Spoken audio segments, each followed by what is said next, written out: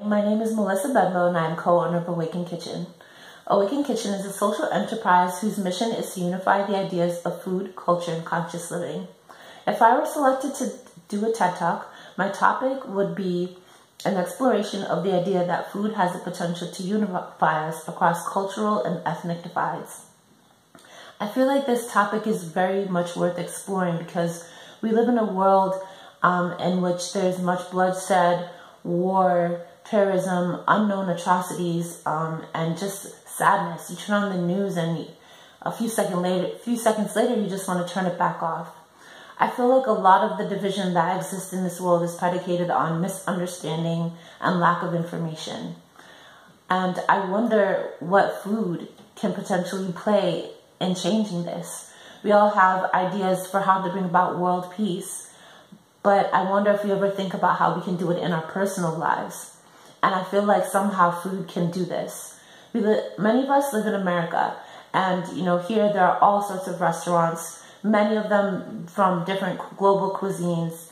And we've probably all been to at least one restaurant in which the cuisine comes from something that's not traditional to us. So for me, that would be going to a Chinese restaurant, Japanese restaurant, Indian restaurant, etc., etc.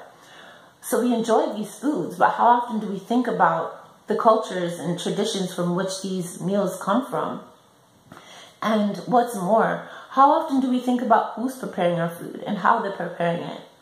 And I just feel like there's potential to find understanding and closer connections by sharing a meal, by getting to know someone different than yourself and, sharing a meal with them that's based on your culture.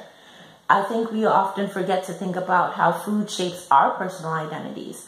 What did we grow up eating and why? And who prepared it for us? And how does that story connect to who we are today? I also want to explore the idea, interconnected with all of this, that food is the first kind of introduction to intimacy with someone else. One of the first things we do when we meet someone, whether you're romantically interested in them or not, is to invite them for a meal. Let's go out for coffee or a snack. Let's go out to dinner. Let's go out to lunch. These are the points of entries into relationships that may last forever. And I wonder, and I talk about this in my talk, what can happen if, say, you're invite, a friend who is, let's say,